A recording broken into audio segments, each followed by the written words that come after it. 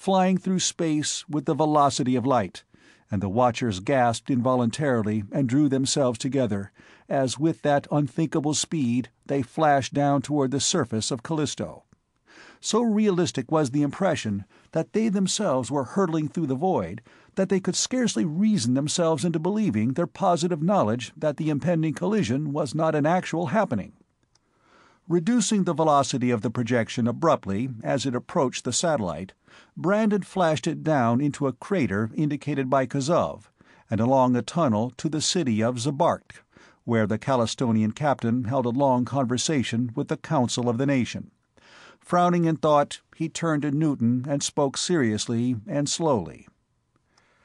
"Immediately after the loss of our superplane, with the supposed death of King, Breckinridge, and myself, the other Tellurian officers were returned to Europa, since even they could be of no assistance to us Calistonians in our struggle against the new, high-acceleration vessels of the Hexans. The present situation is much more serious than I would have believed possible. The last vessel going to visit Rusk, our city upon Europa, was caught and destroyed by the Hexans, and for many weeks no ship or message has come from there to Callisto. In spite of the fact that the Hexan fleet is smaller than ever before, they are guarding Europa very closely. It is feared that they may have found and destroyed our city there.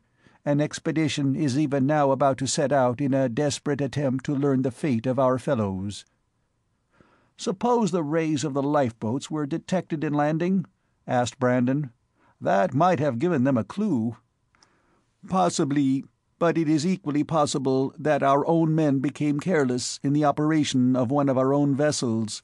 Having been unmolested so long, they might have relaxed their vigilance. We may never know." "Tell them to cancel the expedition. We'll shoot the Visiray over there right now and find out all about it. We'll let them know pretty quickly.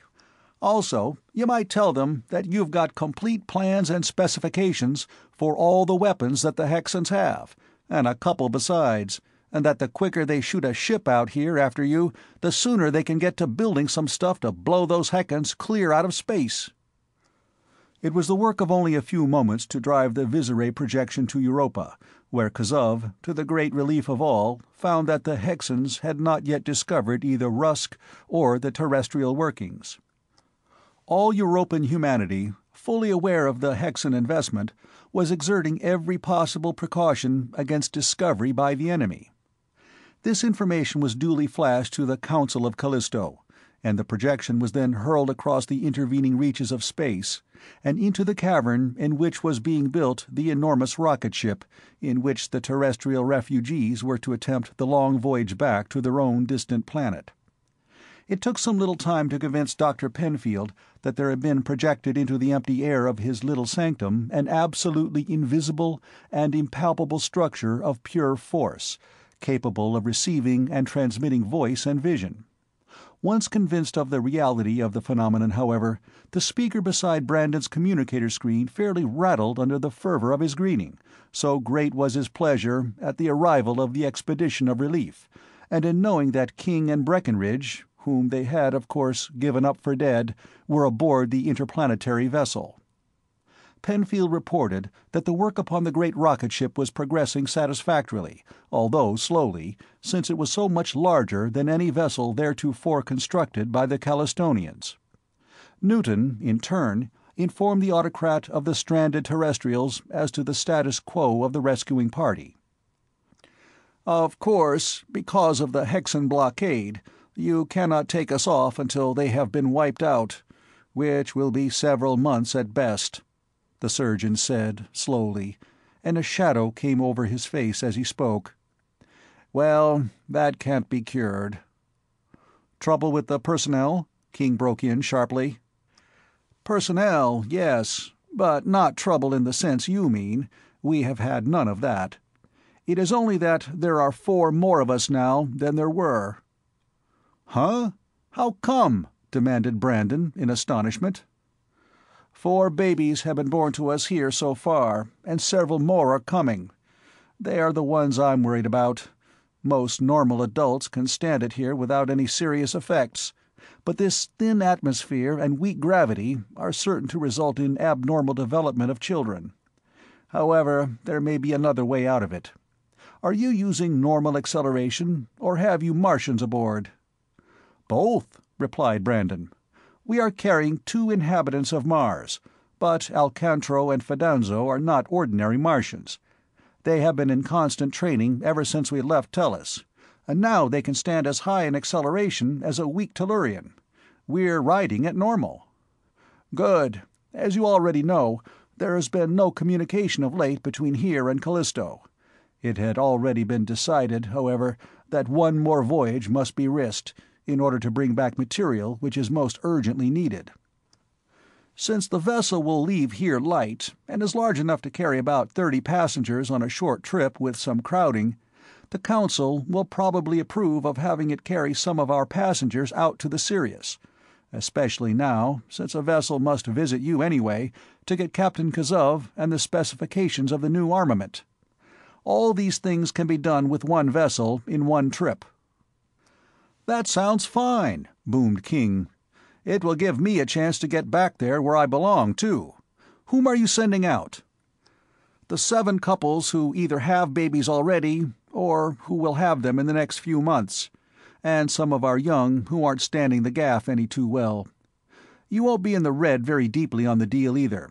While 2 or 3 of the passengers I am sending you will certainly be a nuisance, anybody could use, anywhere, such men as Commander Sanderson and Lieutenant—" "Sanderson?" interrupted King. "Why, he wasn't— When did he get married?" "The day after we arrived here," replied the surgeon. "His fiancée was aboard the Arcturus, and when they found out how long we would have to be here, they very sensibly decided not to wait." "Were there any others?" demanded Nadia, who, standing between Stevens and her father, had been an interested listener. "Plenty of them. 14 of our young women passengers have married here upon Europa. A few married fellow passengers, but most of them picked out officers of the Arcturus. You'll find your staff made up pretty largely of Benedicts now, King.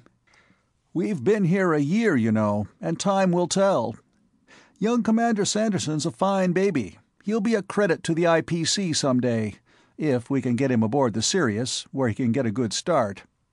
We could give our babies normal air pressure here by building special rooms, but we cannot give them the normal acceleration necessary to develop their muscles properly." "Well, we'd better snap over to Callisto and take this up with the Council," Brandon put in. "I don't imagine that there will be any objections, so you might as well get your ship gassed up and loaded. We'll be back here with the OK in about a minute and a half."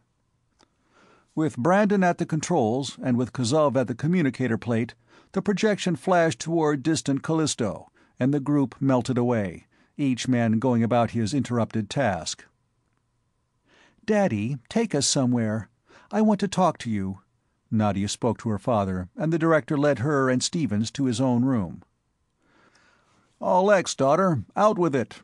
And he bent over her a quizzical glance, under which a fiery blush burned from her throat to her forehead.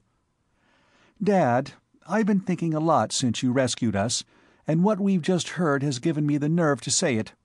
Steve, of course, wouldn't dare suggest such a thing until we're safely back on Earth, so I will." Her deep brown eyes held his steadily. "All those girls got married. Why, some of them have babies already. And Steve and I have waited for each other so long, Daddy. And none of them love each other the way we do they, Steve?" "I don't see how they could, sir. And that goes straight across the panel." And he bore unflinchingly the piercing gaze of the older man as his right arm encircled the girl and held her close. "Well, why not?" A sudden smile transformed Newton's stern visage. "There are 3 chaplains with the police, a Methodist minister, a Catholic priest, and a Jewish rabbi. Also, we have on board 2 full-fledged IP captains, either of whom is authorized to tie matrimonial knots. The means are not lacking, if you're both sure of yourselves." And all levity disappeared as he studied the 2 young faces. "Yes, you are sure," he continued after a moment, "just as her mother and I were, and are, It is too